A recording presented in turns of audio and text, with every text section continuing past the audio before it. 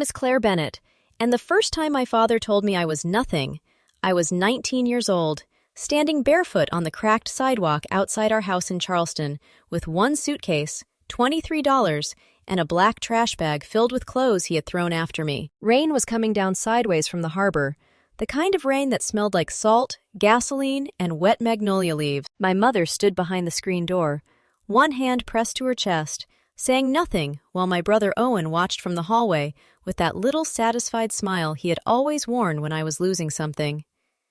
My father laughed and said, "You'll come crawling back by Sunday." He was wrong. 16 years later, I was sitting in the private office above my 12th restaurant, signing payroll for 268 employees, when my assistant buzzed in and said there was a man on line 2 claiming to be my father. The office smelled like printer toner, cold espresso, and the citrus polish our night cleaner used on the old mahogany desk. Beneath my feet, through the floorboards, I could hear the dinner service beginning. Knives tapping cutting boards, servers calling table numbers, the soft roar of an open kitchen that had become my heartbeat. I almost told her to send him to voicemail. Then I answered. "Claire," he said, as if 16 years had been a weekend. His voice still carried the same heavy confidence, the same belief that every room belonged to him if he spoke first. "Your mother and I have talked it over with Owen. We deserve 40% of Harbor and Ash hospitality." He paused, waiting for the explosion he had probably rehearsed against. "That is the fair family share." I didn't scream. I didn't ask if he was insane.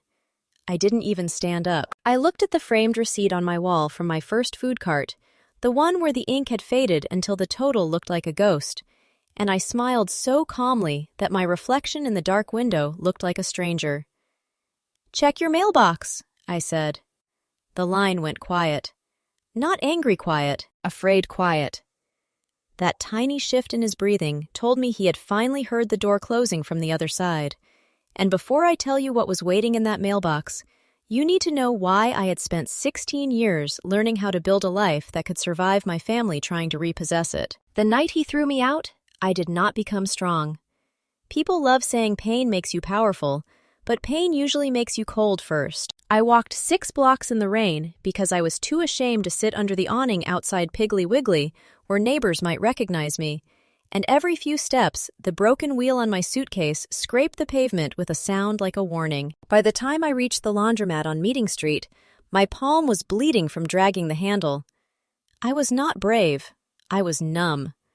The fight had started over $1,840 I had saved for culinary school deposits. I had earned that money washing dishes at a bakery before sunrise, closing at a seafood counter after class, and cleaning grease traps in my parents' failing diner every Saturday while Owen slept until noon because he was college material. My grandmother Ruth had left me a small education fund before she died, but my parents had already drained it, telling me family emergencies came first. Then they used my name on a catering account that collapsed under unpaid vendor bills. When my father demanded the last money I had, I said no. He called it betrayal. My mother called it disappointing. Owen called it dramatic.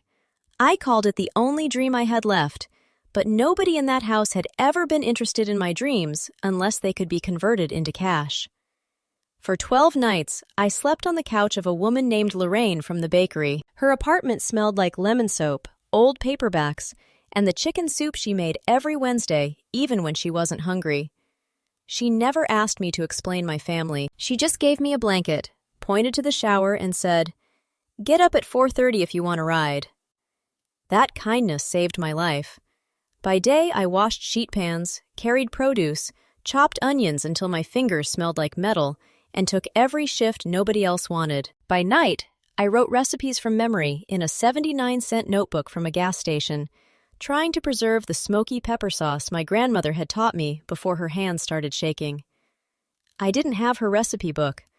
My mother said it had disappeared after the funeral, the same way family money disappeared, the same way apologies disappeared, the same way truth disappeared whenever my father entered a room.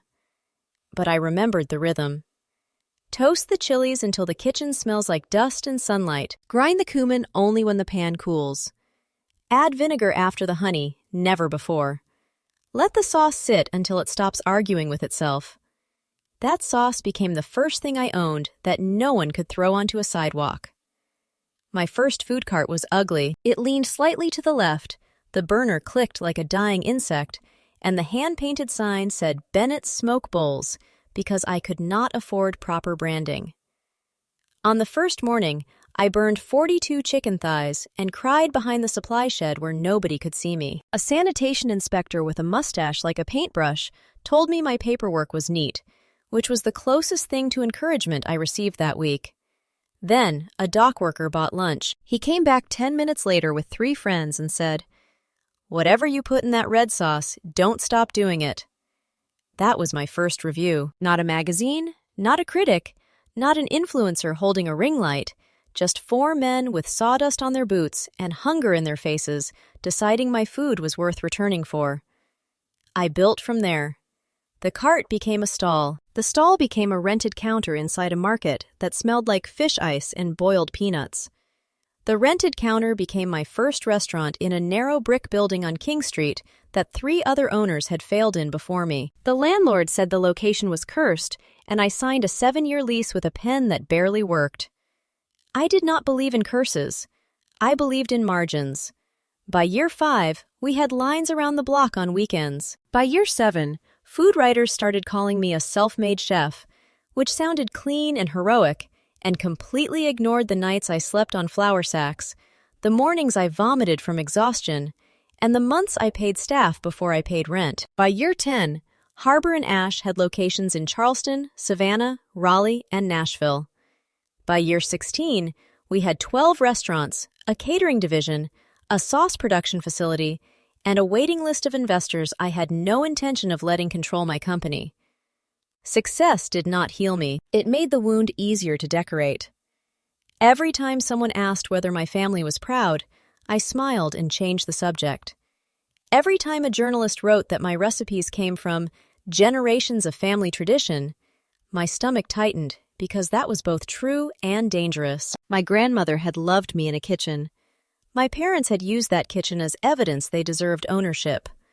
The first warning came 3 months before my father called. A man in a gray suit stood across the street from our Savannah location, photographing the delivery entrance, the employees' parking lot, and the mural of my grandmother's garden on the side wall. He was too focused to be a tourist and too clean to be a customer. When I stepped outside and asked whether he needed help, he handed me a card with no logo, just a name, Daniel Price, private investigator. His eyes moved once toward the camera above our door. "Someone is asking who really owns your recipes," he said. "You should secure your documents before they decide asking is too slow." Then he walked away. That night I called Lorraine, who still answered my calls like I was 19 and standing in the rain. She told me to talk to Hattie Monroe, my grandmother's oldest friend, a woman I had avoided for years because she remembered too much. Hattie lived in a pale blue house outside Beaufort with porch screens that rattled in the wind and a kitchen that smelled like basil, coffee, and old secrets. She recognized me before I reached the steps. "You look like Ruth when she was angry," she said. "I'm not angry." "Then you're worse." Hattie did not soften the truth for me. She told me my father, Leonard Bennett, had tried to package my grandmother's sauces years before I opened my cart. He had borrowed $38,600 from 2 cousins, promised a grocery deal that never existed, and blamed the supplier when the bottles spoiled because he refused to pay for proper refrigeration. My mother, Patricia, had known. Owen had watched and learned that charm could be cheaper than responsibility. Then Hattie said the sentence that changed everything. "Your grandmother left you the book." My hand went cold around the coffee mug. The recipe book had not disappeared. It had been placed in a storage unit connected to my grandmother's estate, sealed inside a tin Christmas cookie box, wrapped in a yellow scarf I remembered from childhood. Hattie had suspected my mother hid the notice after Ruth died, but she had never found the lease number until an old bank envelope surfaced behind a drawer liner. We went there on a Saturday morning. The storage unit sat behind a tire shop off Highway 17, under a security light that flickered even in daylight. It smelled like cardboard, dust, and old furniture polish. For 2 hours, we opened boxes of cracked plates, tax folders, faded diner menus, and Christmas ornaments with my name written in my grandmother's careful handwriting. Then, Hattie pulled out the tin box and sat down on a stack of newspapers like her legs had forgotten how to hold her. Inside was the book. The cover was brown leather, soft from years of hands, with flowers still trapped in the crease near the spine. The first pages held recipes, but the pages after that held history. Dates, initials, notes about who had helped and who had stolen, warnings written in a voice I could hear even after death. On one page, beside the smoky pepper sauce, my grandmother had written, "For Claire, because she listens before she changes anything." Near the back was a signed letter. I read it 3 times before I understood it was real. Ruth Monroe had left the recipes, notes, derivative rights, and any commercial use connected to the book to me alone. There were copies of letters telling my father he had no permission to use or sell her recipes. There were notes describing pressure from Leonard and Patricia about the education fund. There were account numbers. There were signatures. The room became very still. Outside, traffic hissed on wet pavement, and somewhere in the tire shop, an air compressor kicked on with a sudden metallic cough. I did not cry, because crying would have made the moment smaller than it was. Grief sat in my chest like a stone tablet. They had not merely abandoned me, they had stolen the map, then mocked me for walking alone. My attorney, Elise Novak, was the kind of woman who made liars nervous by opening a folder slowly. Her office smelled like beeswax, black coffee, and expensive paper. When I placed the recipe book, the letters, the old account statements, and my father's voicemail on her conference table, she listened without interrupting. Then she tapped one fingernail against the demand letter my father's lawyer had sent 2 days after his call. "This is not a family dispute," she said. "What is it?" "Extortion wearing a cardigan." The letter claimed that Harbor and Ash had profited from misappropriated family intellectual property. It demanded 40% ownership, retroactive profit participation, a board seat for Owen, and an immediate mediation under threat of media exposure. Owen had already contacted 2 food blogs from an IP address traced to his office in Mount Pleasant, sending anonymous tips about me erasing family contributors. My father had signed an affidavit saying he had trained me personally. That was his mistake. Elise built the red binder over 11 days. The first tab held Ruth's ownership letter. The second held my original cart permits, vendor receipts, recipe drafts, and bank records showing every dollar I had used to start the business. The third held my parents' misuse of my name on the failed catering account. The fourth held emails from Owen to bloggers. The fifth held a forensic accountant's report connecting my stolen college fund to my father's failed sauce venture. The sixth tab was worse. It showed that Leonard had used my Social Security number on a $72,400 small business loan application when I was 21 and living above a bakery in North Charleston. The loan defaulted after 9 months. The signature was not mine, and the application had been submitted electronically from an IP address assigned to the old Bennett house. Tax documents tied to that loan had never reached me because my mother had changed the mailing address. Federal paperwork has a smell when you understand what it can do. It smells like toner and ruin. Elise did not let me call them. She did not let me answer my mother's voicemails, which began arriving the moment their lawyer received our first response. Patricia's messages were trembling, but not sorry. "Claire, your father didn't mean for this to become legal." "Claire, Owen is under pressure." "Claire, family should sit down before outsiders get involved." I saved every message. Then I did something my father would never have expected. I agreed to mediation, not because I intended to settle, because Elise needed them in a room where every statement could be recorded, every lie could be attached to a timestamp, and every demand could be repeated in front of someone with a license number. My father believed a meeting meant weakness. Owen believed public confidence could still save him. My mother believed proximity could turn consequences back into guilt. They all came willingly. The mediation was scheduled for 9:30 on a Tuesday morning in a county building downtown, a beige structure that smelled like floor wax, raincoats, and burnt coffee from a machine nobody cleaned properly. The hallway lights hummed overhead. A deputy at the security desk checked IDs, while lawyers rolled briefcases over tile that reflected everyone's shoes. I wore a plain navy dress, flat shoes, and my grandmother's small silver spoon pendant under my collar. My father wore a cashmere sweater. That detail almost made me laugh. He had dressed like a wronged patriarch. Soft gray fabric, polished watch, wedding ring angled outward on the table.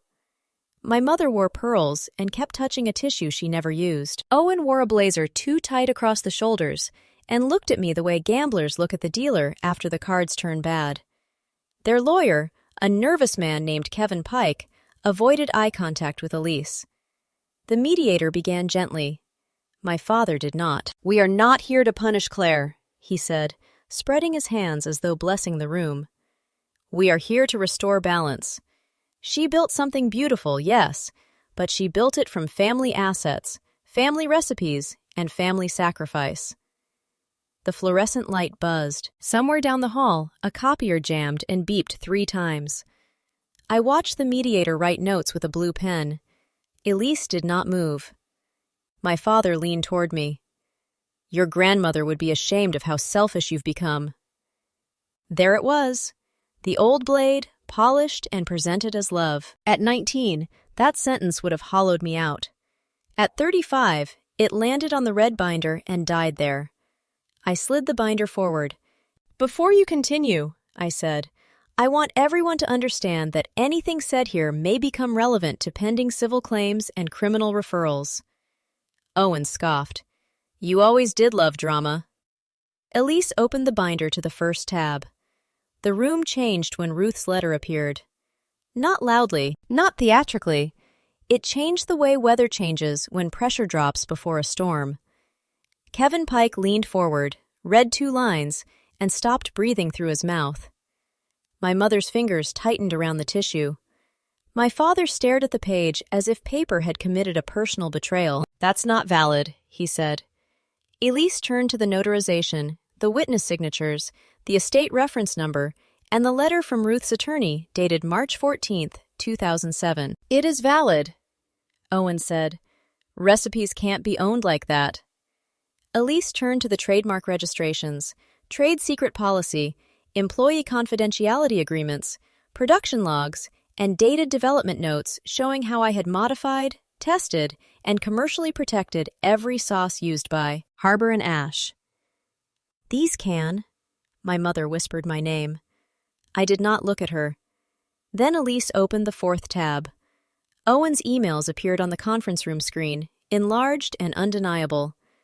Anonymous messages, suggested headlines, phrases like abandoned parents and stolen legacy. One email included a draft quote from my father, pretending he had mentored Claire from childhood into the food business. Another included a suggested photo of my mother looking sad on their porch. Owen's face went red. "That was never sent publicly," he said. "Attempted reputational coercion is still useful evidence," Elise replied, "especially when paired with a written demand for equity." Then came the loan file. My father stopped performing. A federal small business loan application with my forged signature sat on the screen beside a copy of my real signature from the same year. The mismatch was visible to anyone with eyes. The IP address, 73.18.204.119, matched the Bennett residence during the application window. Bank routing records showed disbursement to an account Leonard controlled. The default notice had been redirected to my parents' address, then buried. The mediator put down her pen. That was the sound I remember most. Not my father's breath. Not Owen muttering a curse. The pen touching the table, soft as a match going out. Kevin Pike asked for a private caucus immediately. Elise said no. My father looked at me then, really looked, maybe for the first time since I was a child standing on a chair beside my grandmother's stove. There was anger in his face, but beneath it was confusion. He could not understand how the girl he had thrown out with $23 had become the woman who counted consequences before speaking. "You planned this," he whispered. "I documented it," I said. "Those are different things. The federal hammer did not fall like it does in movies. Nobody kicked down the door during mediation. Nobody shouted. Real consequences move with paperwork first, which is why powerful people fear them more than noise. 2 weeks after mediation, Elise filed the civil suit for declaratory judgment, defamation, attempted extortion, identity theft damages, and recovery connected to the education fund. She also referred the forged loan file to the U.S. Attorney's Office, IRS Criminal Investigation, and the Small Business Administration's Office of Inspector General. My father sent flowers. I photographed them for the file and threw them away. Owen posted one more vague message online about greedy relatives who forget blood. Within 40 minutes, Elise sent his attorney a preservation notice so sharp it could have peeled paint. By dinner, the post was gone. By midnight, one of the bloggers he had contacted emailed our public relations director to say they wanted no involvement. By the next morning, 3 of Owen's business partners had copies of the demand letter because Elise had subpoenaed communications tied to the smear attempt. My mother came to my flagship restaurant once. She arrived at 2:17 p.m., between lunch and dinner service, when the dining room smelled like extinguished candles, lemon oil, and cooling bread. She looked smaller without my father beside her, but not innocent. That distinction mattered. She asked if we could talk privately, mother to daughter, and I told the host to seat her at table 12 under the security camera. Her eyes filled with tears. "I was scared of him," she said. "I know." "I didn't know about everything." "You knew about enough." The words were not loud, but they made her flinch. She folded her hands on the table, the way she used to when church people came over, all humility on the surface and calculation underneath. She said my father had made the decisions. Owen had pushed too hard. Things had gotten out of hand, and she only wanted peace before everyone was destroyed. There it was again. Peace, arriving after theft. I placed one sheet in front of her. It was not a letter, it was a list. Full cooperation with the investigation. A sworn statement about the hidden recipe book. Confirmation of the changed mailing address on the loan notices.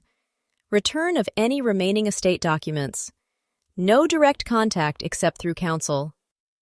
She stared at the page. "You would do this to your mother?" I looked around the dining room I had built without her.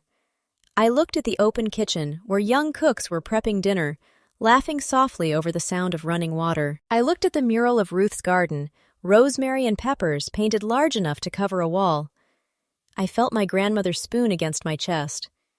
"No," I said. "I am doing this for the girl whose mother watched her get thrown into the rain." My mother left without signing. 3 days later, she signed. The final public confrontation happened in the one place my father had always believed he could control, a room full of people watching him. It was not my idea. Leonard insisted on a settlement conference at the Charleston Club, an old private dining room above a steakhouse where he had once taken clients he wanted to impress. Dark wood, white tablecloths, brass lamps, the smell of seared beef and old money. He thought familiar territory would make him look powerful again. Elise let him have it. By then, the room included attorneys, a forensic accountant, a retired judge acting as settlement officer, and 2 silent observers from agencies whose business cards had federal seals. My father did not know about the observers until he arrived. Owen saw them first and nearly dropped his phone. My mother sat at the far end of the table, pale and still, no pearls this time. Leonard tried one last performance. "This family has suffered enough," he said. The retired judge looked over his glasses. "Which family member are you referring to, Mr. Bennett?" My father opened his mouth, then closed it. Elise slid the red binder onto the table. Not dramatically. She placed it carefully, square with the edge, the way my grandmother used to set a cooling rack beneath hot pans. The sound of it landing was dull and final. Every conversation in the room seemed to move backward from that point. "This is our settlement position," Elise said. Full withdrawal of all ownership claims. Written admission that Leonard, Patricia, and Owen contributed nothing to Harbor and Ash. Retraction of false statements. Restitution for the misused education fund with interest calculated from the date of depletion. Repayment linked to the forged loan. Payment of legal fees. Permanent non-disparagement. No contact with me except through counsel. Cooperation with federal investigators. Owen laughed once. It was a terrible sound. You can't make us confess because you got lucky selling barbecue bowls, he said. I opened the binder to the photograph of my first cart, the one with the crooked sign and smoke rising from the burner. Then I turned to the payroll summary for 268 employees, then to the supplier contracts, the lease guarantees, the tax filings, the insurance policies, the injury logs, the scholarship fund I had started quietly for culinary students, cut off by their families. Page after page, years of work, the architecture of a life they had not built. Luck leaves receipts too, I said. Mine are cleaner than yours. The retired judge hid a smile. My father's phone began buzzing. Once, twice, then again and again. He looked down and saw the beginning of consequences arriving in sequence.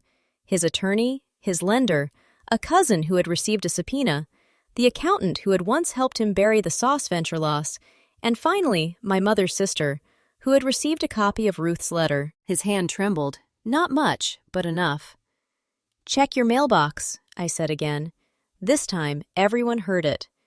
Delivered packets had gone out that morning to the required legal parties, the lenders involved in the fraudulent loan, the estate attorney, the insurers, and the agencies investigating the forged documents. Not gossip, not revenge, evidence, the kind my father had spent his life avoiding because evidence does not care how charming you are at dinner.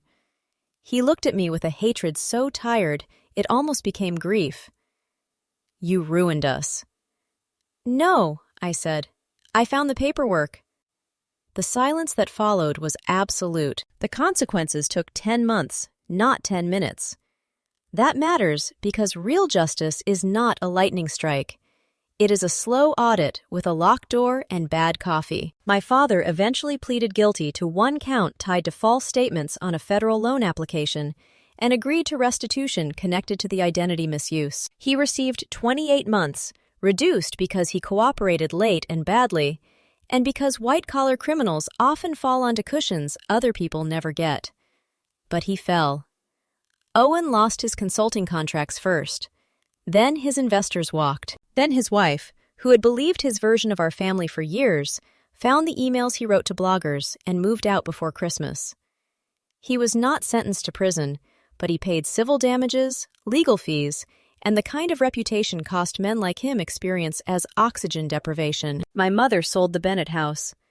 The same front door that closed on me at 19 appeared on a realtor's website 16 years later under the words, motivated seller. I stared at the photo for exactly 11 seconds. The porch had been painted. The shrubs were trimmed. The sidewalk looked smaller than I remembered, which felt unfair because for years that sidewalk had been the largest border in my life. I did not attend the open house. 3 weeks after my father reported to prison, I received a letter from him.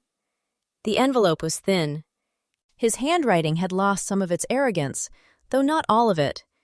He wrote that he had been wrong to demand what I built, wrong to let pride become hunger, wrong to confuse fatherhood with ownership. He did not say everything I needed, but he said more than I expected. I read it once. Then I placed it in the last pocket of the red binder, not as forgiveness, but as proof that even men like Leonard Bennett can recognize a wall after breaking themselves against it. Harbor and Ash kept growing, but differently.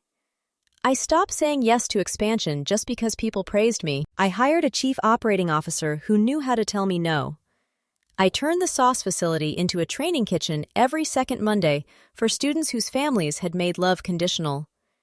On the first wall they see when they walk in, there is a framed copy of my grandmother's note. Feed people who come with open hands. I still cook her smoky pepper sauce every year on the anniversary of the day I opened the cart. I toast the chilies slowly.